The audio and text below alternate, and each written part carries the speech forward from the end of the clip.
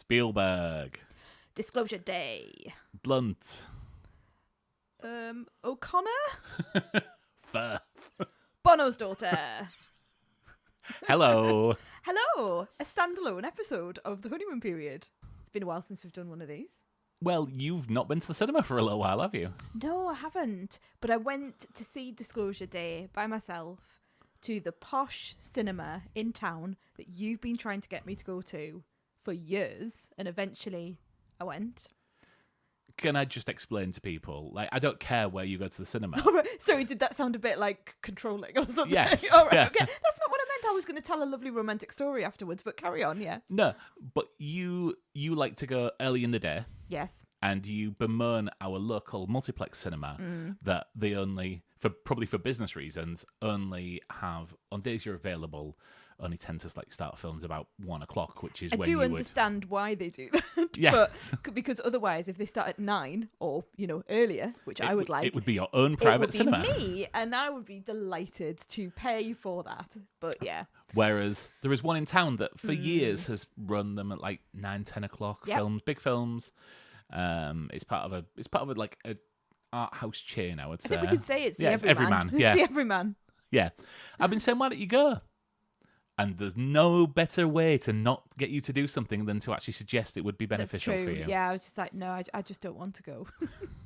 But it's because I didn't know it. I didn't know the cinema. Like any other cinema that I've been to, in my mind, I know where the door is. I know where the toilets are. I know what it's going to be like when I walk into the room. Therefore, I have a level of comfort before I go there. Because the Everyman in Newcastle used to be a nightclub, a legendary nightclub called Legends that I never went to because like I just wasn't that teenager, sadly. I only moved up in like when we were 30 and I've been so yeah I just never again probably because people went on and on about Legends, so I just didn't go. But anyway, I only know it as the opening to Legends because it's a could I call it subterranean? Would that be right? Like you go down some stairs and it's all downstairs, like it's all underground. Subterranean does indicate something a bit more Is industrial it than much? it actually is. Right, yeah. okay. Anyway, you go down some steps. Yes. And then it's in a basement Yeah, layer. it's in a basement. Yes. So that's all I knew was like people queuing outside to go into Legends. So it has taken me a long time to get to the point where I would go in by myself. But I was very brave. I did a little social story for myself early before I went in. I looked up all the pictures. I looked up what what it looked like, where you went and everything. And I went in and I stood in the queue because you said, because I was going to book my tickets online, but you said that it would be better to like go in and get the tickets like on the day. Yes. Like from the person behind the till and everything. So you don't pay a booking fee. Because that was it. You don't pay a booking fee. And some of the screens are only sofas. Right. So you need to pay twice for them if you like. There's maybe 2 like single seats that you can book. Right. But then if you go on the day, because literally there's about 4 people in these screenings at this time. Yeah. They will let you book a sofa when you're in going on the day.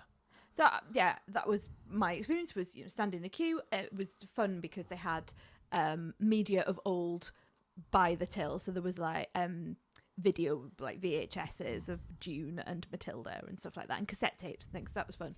And the guy in front of me was going to see Masters of the Universe. See our previous podcast because we've covered it there. And the guy behind the till was saying to him, "Oh, you're going to be the only one in the screen." And I was like, "You lucky bugger." That's like my idea of joy. And then also you got to, which again is not brilliant for me because then I know what other people are doing, but I got to overhear other people ask to go and see Disclosure Day and say things like, "What's it about then?" Or "Is it any good?" Like, and to the point of people going, "Oh, it's Spielberg. It's Spielberg's latest film. Is it?" And I'm thinking, "Oh no." But it was mostly single people of an age, like older than me, and like some family members clearly on like a day out. It was very well, like very code compliant, which I really enjoyed. Apart from people going to the toilet every 2 seconds, which in a small cinema room like that, and I was near the door.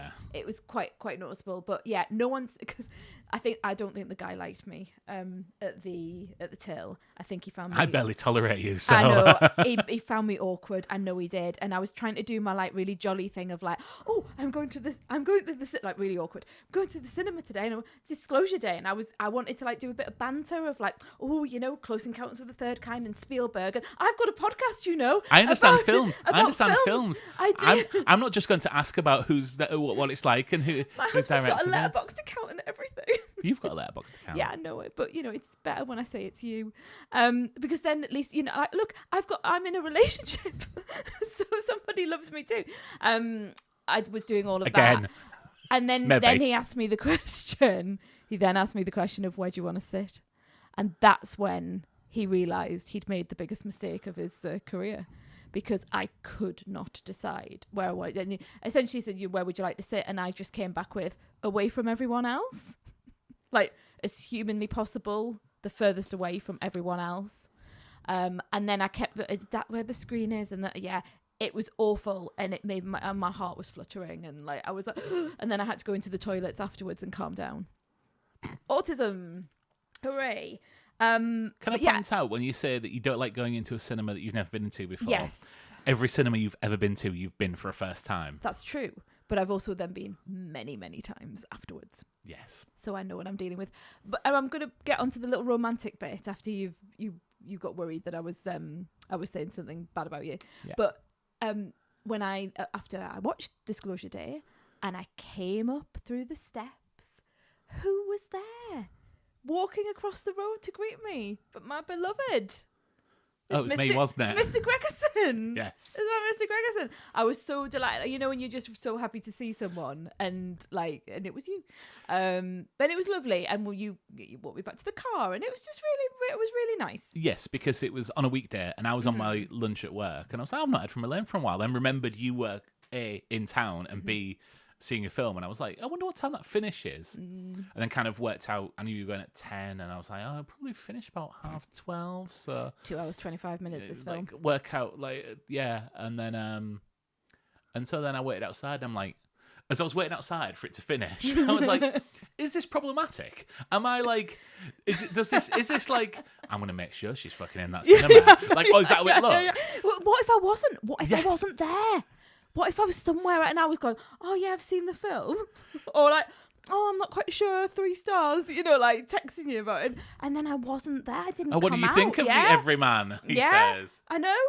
Wouldn't that be funny? But anyway, I was there. No, it wouldn't really be funny. No, it wouldn't be funny. It wouldn't be funny. But no, I thought that was personally, I thought that was very romantic because it was you. It all depends on context, doesn't it? Like, yes. if you were a weirdo standing outside the cinema waiting for me, not so good. But because it's you and you had done it to come and see me on your lunch break, I thought that was very romantic, and I remember that a lot. I had forgotten about that, so yes. Yeah, I remember it a lot. It just shows that it's just not even forced from me. I just, it's just natural. We haven't spoken about Disclosure Day yet. Should we try to review the film? We'll do spoiler-free review to begin with, shall we?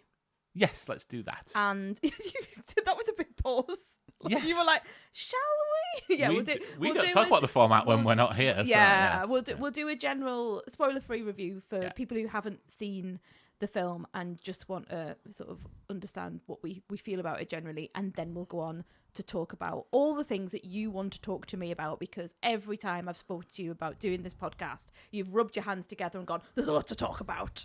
So I'm interested to hear your thoughts, full and spoilerific thoughts. But let's do spoiler free first.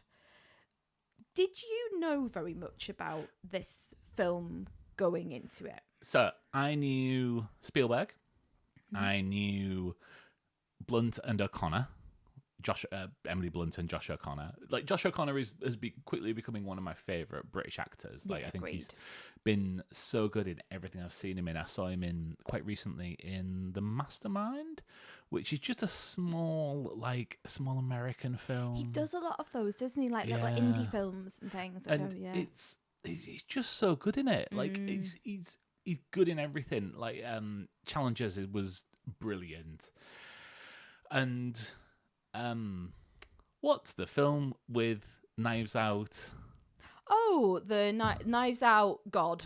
Yes, it's in a church. It's a U2 song, I think. Yeah. Oh, all I can see is the big church and Josh O'Connor in a dog collar. I mean, is that an indictment against the Wake film? Up Dead Man. That's it. Yes.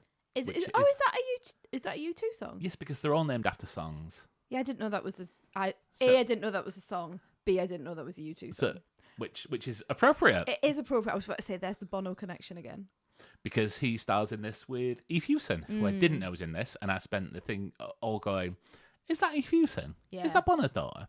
I know, and you know what? I really, really feel like I'm part of the problem of referring to her as Bono's daughter, which is so reductive. 100%. But it's really funny.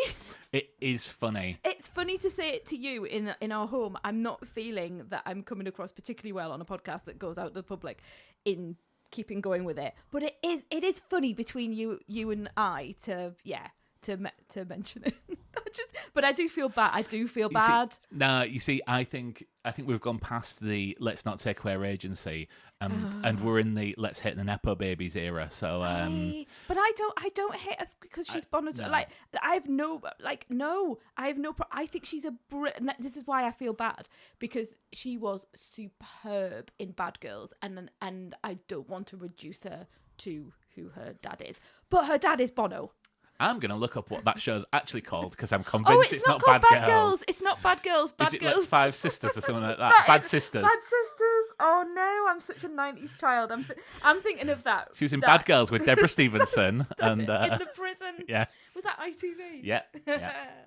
Right, okay. So all I knew was Emily Blunt, Josh O'Connor, Spielberg, Disclosure Day. Emily Blunt's a weather girl. I would say weather person. Weather woman? No. She was actually a member of the band who sang It's Raining Men. The Weather Girls. Yeah. And she talks funny in. She's got a. You saw the trailer. Yes. But I try and avoid absorbing information from trailers. But you understood from the trailer that something was happening with her voice. Yes. Yeah. Okay. Yeah. And that's all I knew. That's all I knew. I think subconsciously, I did know the thing that you talked about in our aborted intro. That Shh, don't say that to everyone. But yeah, I certainly wasn't sure of it at the time. Yeah. So yeah, I went in pretty blind. Okay, and so you didn't understand. So the concept of Disclosure Day is an actual thing, but you didn't have the knowledge of that. Yeah, I didn't know that until after the event and when I started listening to lots of podcasts. But you saw more things than you wanted to. Oh, I did. I saw so much, to the point where I got really annoyed one night. I was like sweary on the sofa, wasn't I? And you were like, "What's the problem?" And I was like, I'd seen 2 things I hadn't told you because I didn't want to then fall into the trap of telling you what it was. Yeah. But I had seen 2 things at that point. I'd seen a major Act 3 revelation, and I'd also seen an image that I did not. It was an image of something that I thought might be coming, but I didn't want to see it. Yeah. I don't mind trailers that give you the vibes. Yeah. And I don't mind and it depends what film it is, does it? Some trailers tell you the whole film, but you're like, well, I kind of knew what that was going to be anyway. But something like this, I really wanted there to be more secrecy around it. And that final trailer had given people on the internet, the ability to go and take screenshots. But I think also there had been some early screenings as well. Yeah. And idiots had taken phones into the cinema and had recorded the screen. Yeah. Which I hate this influencer, take your phone in, post it to social media nonsense. It drives me mad. So I had seen too much, and I think that has had a bearing on the film for me, which I'm really annoyed about, because I don't think I would have guessed certain things had I not seen these images. Okay. What did you think of it overall then? I loved the Spielberg of it. That my feeling when the film opened, and it opened on a scene that really reminded me of Indiana Jones. You start in the middle of somewhere. Your protagonist is it's in action. You know, we're in the action already, and something's happening to them. We're not walking down the street and going, oh, there's our main character, and he's just got out of bed, and he's gonna go to the office. He's in the office. He's doing this. You know, everyone's there, and you're introduced in. And I had to fight to keep up with the film of like, okay, that's a baddie, that's a goodie. Who's he talking about? Is someone being, you know, something happened to someone, right? Okay, what's this thing that they're talking about? I love that because it's intelligent filmmaking for me. That's me as an audience member, right? Okay, they want me to keep up with this film. They want me to work hard to keep up with this film. There is no first act to this film. You start in the middle of the second act, and to the point where I was wondering, have they put these reels on in the wrong order? Now, of course, there aren't any reels anymore. But that's very ballsy for a major film with that, to not feel the need to mollycoddle like the audience through this. And I don't know whether this came in the script or in the edit. It doesn't really matter, but it worked for me. Yes, and we meet characters who are a little bit out their depth and don't necessarily know what the wider picture is going on, and it puts the audience into that, and I think it works really well. It shows you who they are. Like, if you think about it from a storytelling point of view, you're not just seeing someone on a normal day, you're seeing someone when it's in a very, very stressful situation. So what do they do? Is that telling you about the characters' wiles? Is that telling you about the character's strategy? You know, I really, really like that. And then to carry on with the theme, I loved all the other Spielberg nods. You know, I mean, I could do a little bit without the lens flare. That did start to get me, because I think I recognised it so much with Abrams. Yes, J.J. Abrams. But Abrams ripped it off Spielberg. But then it just became a thing, and then I was just noticing it a bit too much. But I could see, you know, there are action scenes that take me back to Spielberg films of old. There are directorial flourishes that I love, where you're tracking someone. He does these tracking shots, and then you go under a car and through a car door and through a window. I love that. I loved Emily Blunt. I thought she was fantastic. I couldn't take my eyes off her.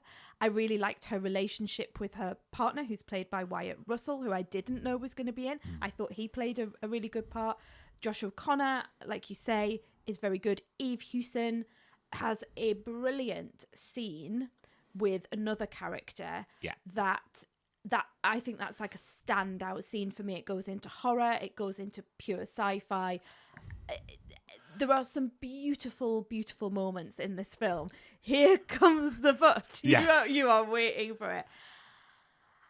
I am one of the people, and this has been spoken about widely in relation to this film, but unfortunately, I am one of the people who is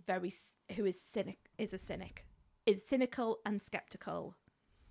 And I think this film needs you, if you're going to go along with it, needs you to set aside your skepticism and your cynicism. And I'm not just talking about the topic of the film, but about the world as a whole. And I could not suspend my disbelief enough for this film. If I refer back to Close Encounters of the Third Kind, which I think is a phenomenal film, which I've watched numerous times, and I've seen all different cuts of it. You made me watch it very early on in our relationship. I'd never seen it before. It's dark. Close Encounters of the Third Kind is a dark film about a man who's going mad because he thinks something is happening, and then we find out what happens. And he makes a choice at the end of that film to leave his family. There are scenes where children are taken in that film that is just so horrific to me. I can't watch that bit of the film. Okay. And it's believable to me. It's believable, possibly because of the time that it's set, possibly because it feels of that nature. We now live in a very, very different world. For awful reasons, we live in an incredibly difficult, awful world. And I don't know whether it's the advent of 24-hour news where, we've just looked up because you wanted to show me something funny. Just before we started recording, you just put the word dog into Google, right? Yeah. And to show me that if you click on a button that Google brings up for dog, these little paw prints come up and you get paw prints all over your... A dog arm will go and touch where your cursor is and leave a paw print. So you can leave paw prints all over your screen and then it swipes it away.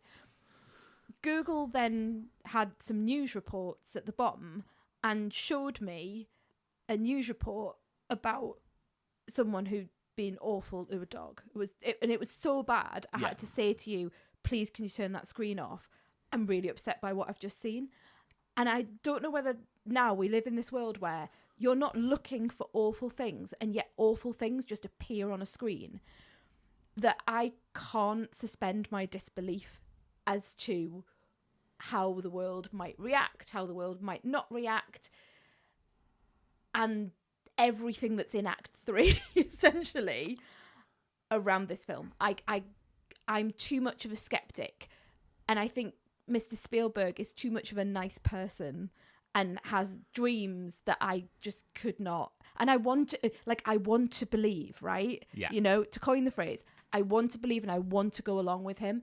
There was one scene in the film where I started crying because of the Spielbergness of it all, and the themes and the music of John Williams. It was this big Emily Blunt scene. I just found myself crying in the cinema.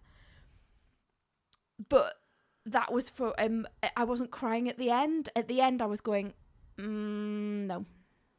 So I feel very mixed about it all. It's not the film I wanted it to be. That is not the director's fault, or even the writer's fault. And I have some things with the writing. It's just not what I wanted it to be. I wanted it to be Close Encounters of the Third Kind Mark II, and it's for me, it is not that. Can I guess that you've got a lot of problems with it? I've got a lot of problems, but they are very different problems to you. Right, okay. Third act, I was fine with. Right. I am not as cynical as you, clearly, despite me. That's great. Yeah. And I found a lot of the third act really, really moving, and I cried at part of the third act. I wonder if it was the same thing as me. I think it then sets the film sets itself on fire very shortly afterwards. But I love the Spielberg of this. I think there are some amazing action sequences. There are some car chases that I think are excellent. And the sort of car chases that you just don't see anymore. And it really takes me back to the days of old, you know, the big 90s action thrillers. And this is an original film as well, which is so rare in these days. A big original action film. Where I have problems is the screenplay. I think I just can't take a film seriously where someone is asked what's happening and he replies, and this isn't really a spoiler, I stole the one thing they paid me to protect. Okay. And I'm just piss off. Okay. No one speaks like that. Just answer her just tell her what's going wrong now rather than like 6 minutes down the line in the film time. I think this is just people making just stupid decision after stupid decision, and this isn't shown to be like punished or anything like that. I've had people say, oh yeah, but you would make these mistakes if you were in this panic setting. But the people who there are things that happen which just make no sense and aren't punished in any way. So someone gives something to someone to look after, to someone who is absolutely 100% compromised because they have been 4 times already throughout the film.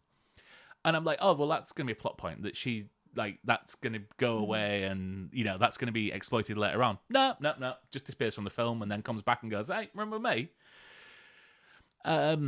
Just too many instances of people, like, hiding behind rocks when there's, like, a big gang of people there. And what are you doing? Like, run away. Don't be hiding behind like a picket fence when there's just a group of people like looking around. Like, if one person just catches you out in the peripheral vision, and they would, you are the person they are looking for. Get away from this place. And it's that stuff just takes me out of the film. I think the message in the center of this really hit home with me. And I've heard loads of people be cynical about that message and just say it doesn't work in the modern society. I have no problem with that. There is a scene, like I say, in the third act where I was bawling, and it's not about anything in particular either. It is. I need to compare it to a film which I like, which I guarantee no one who listens to this will have seen. So it really reminded me of that, and then the ending. Will you tell me what the film is? What's the film? No, we'll get to it in spoilers. Oh, okay. I mean, I could tell you what the film is now, Yeah, but tell us what the film is now, because I think that'd be. That's not going to make any difference. There's a film called Without Warning. Okay. It's a TV movie that was on, like, an American TV movie that was on in the mid-90s, and I taped off Sky because they made a big deal of this coming on at the same time as another film was in the cinema. Another big film was in the cinema. And I taped it and I watched it back to back, and I really enjoy it, and it's a very its style is very much like the end of this film. Yeah. I'll explain more in spoilers. Yep. But I would love for you to watch it and just understand what happened. Yeah, yes. Yeah. I'm happy enough with this film that I think it was a 3-star film. Yes, that's kind of what like a high 3. I feel it's potentially low 4, but I don't know whether I'm being pulled along by the Spielbergness of it all. It's nowhere near a low 4. Okay. For me. Well, it might be for me. I think I'm just going to look up what I get, because it might be that when I came out, that ending gave it. No, I gave it 3.5. Okay. So yeah. I wasn't sure whether that ending might have put it down to like even a high 2, but yeah, it's yeah. Wow. Okay, let's go to spoilers. If you're leaving us here, thank you for listening. I would say check it out. Clearly, there is a lot that you can get from this, and not just different things worked for you that worked for me as well. So, and I think it's a bit of a social experiment about how cynical you are about the world. Yeah. But whether you go along with someone who's clearly a 1970s, 1980s filmmaker. And a 70-year-old man. Yes. Yeah, I think it's generational, isn't it? Yeah. Okay. Spoilers from here in.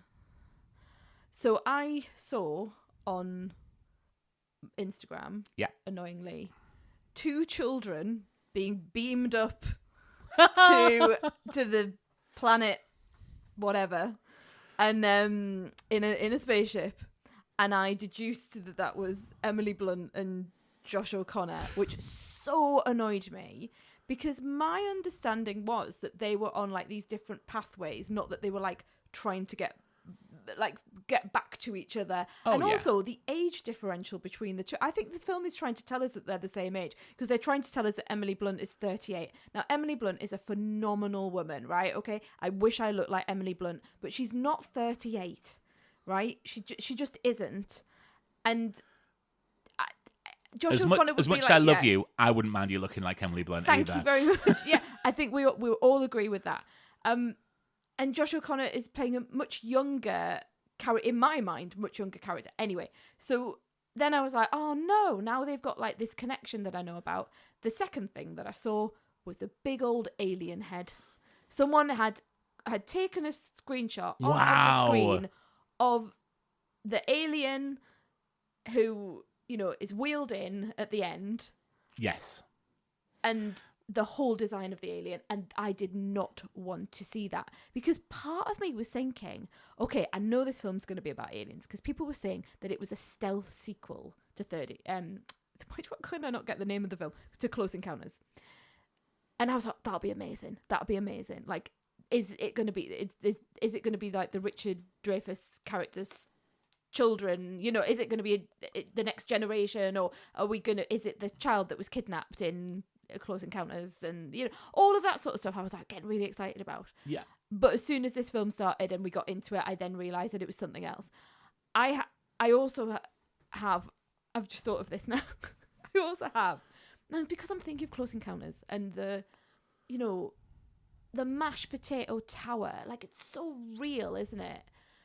The animals in this, the aliens are meant to be the animals. I just hated every bit of like the bird and the fox and the deer, and CGI was off for me. I know some people have said the CGI is meant to be off because they're not really animals, they're aliens. But how are they aliens? I want to give it the benefit of the doubt and say conveniently can tie that in to it being the projections of aliens. Yeah, I could see that. Yeah, yes. But how are they aliens? Because the bird flies in and lands on a breakfast table, right? Does that mean an alien's like sitting there? No, I think the argument would be it's just a projection from an alien. Like right. It's yes. Maybe I just need a bit. It went a bit too fantastical for me, and that's where I think the skepticism and the disbelief. I love all the stuff with like the little grey men. Yeah, I loved all of that footage. I mean, that is like catnip to me. Yeah, of fake in inverted commas footage. You know, but it's not AI. Remember, because the pixels are something. Yeah, native pixels. And he said naked pixels, but yeah. Oh, not AI.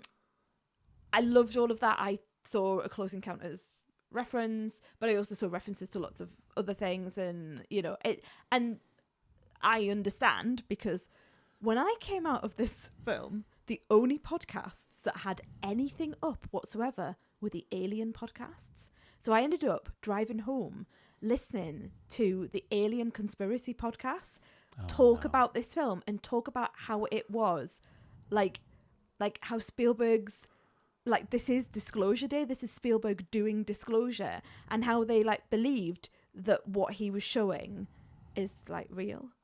That's fascinating to me. I had a great time driving home listening to that. You're not usually one for a conspiracy theory either. Not one at all, Mark. No, definitely not. No. Is the Earth flat? Or, I'm not a flat earther. You've got to not say that. Like, I genuinely take issue. We can laugh about it all we like, and I'm very good with the irony of, oh yeah, did we go to the moon? But I will not have it be said that I'm a flat earther, because I think that has lots of other connotations. Anyway. Oh, right. So that was fun to listen to that and for them to be talking about the Disclosure Day. So I like those things, but I agree with you that screenplay wise, there was something not quite working for me. Like, so all the way through, you're seeing Common Domingo. We haven't talked about him. Yeah, and they're building something in the background, and you can see this. What they're building. Yeah. I don't think you'd build. Why does Josh O'Connor not get a house built? Exactly, because he like activated in college or something, and he became a maths genius. Yeah, that didn't quite work. That was where I cried when she walks to the house and people are dropping to the floor, and she says, "I will not be someone's religion," and she's like showing people what they want to hear or who they want to say. Obviously, I thought about our situation, and I thought, she's showing people dead people that they want to see.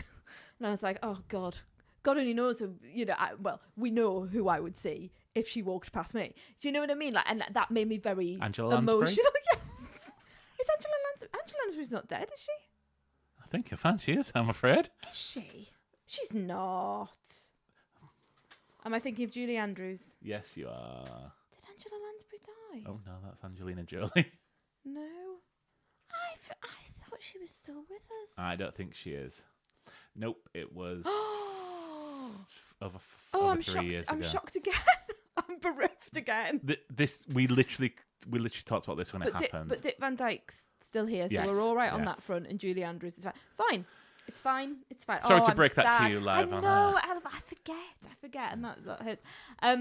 But maybe Angela Lansbury and someone else would pop up. So that I felt it was very and the Williams score, that. So it's quite emotional. It's an emotional film. I find it interesting that you didn't then follow like the action beat, like the car chase that you're talking about, and him and the picket fence and going back for Eve Hewson's character. oh, so I like the car chase. It's just when he is like, I need to, like... He's going to go and get her. He loves her. I wouldn't leave you in the house. I think I wouldn't. Okay, that's fine. I would come after you. I wouldn't just hide behind a picket fence, It's okay. like 4 meters from the gang that are looking for me. He's trying to get to the car. Like How's he going to get to the car otherwise? Like fucking Wile E. Coyote, like pretending to hide behind a thing. Like he does dip down a bit. As possible, like Bugs Bunny, yeah.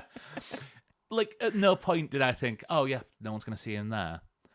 There is another thing. They do see him pretty quickly as soon as, when he gets in the car and he like shuts the door. Yeah, when he makes a big when he makes a noise. Right, I'm telling you now, if they'd not noticed the car drive away and drive through a house, I like that would be scene because, and I do like the storytelling where you're going, oh, don't do that, Josh, don't do that, because that's what the film wants us to say. But I think there is a fine line between don't do that, Josh, and you need to acknowledge just how ludicrous this is and the situation you are physically showing me. It's like when. God, it's like I apologise for this reference, which is going to be the stupidest thing ever. On an episode of Whizbit once, the baddie, whoever that is, made a bad version of Whizbit. Is it It's called Bad Bit. Bad Bit. And he was a different colour, slightly different colour, and had a really he weird had weird eyebrows, yes. like angry eyebrows. And no one noticed that it was a completely different creature. That was... And I felt patronised by that as a child. So I definitely felt patronised as this is a 45-year-old man watching this film. You're 46 now, love? Yeah, but I was 45 when I watched it, hon.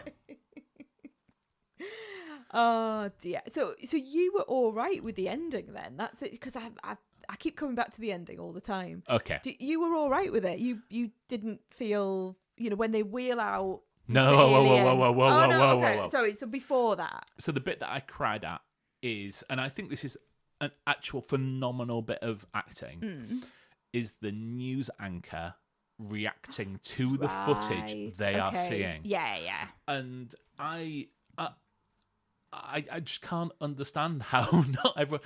And I think actually Simon Mayo called out the actress who's called Courtney Grace, who plays the NBC anchor woman who is delivering the breaking news report at the end of the film. And she has to be like she is reacting to it. Yeah. I don't believe that this is how the world would play out if someone walked into a thing in Kansas. Yeah.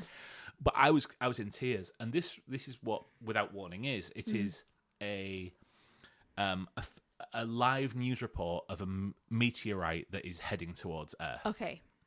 That has a potential to be essentially to wipe out the human race, and it's a live news report, and they go to the military, they go to different people, and it follows it for an hour and a half towards impact. It does. It reminds me a lot of great tragedies of our generation. Yes, and that's people who have lived through that and that. Yes. Absolutely. And people having to be, and because we have this 24-hour news, people having to be on air. Yeah. And reacting to whatever is coming in and whatever images they're seeing. Yeah. But I thought it was really well done. Now, people can say, oh well, people could just tweet it or something like that. Well, yes, I was thinking that.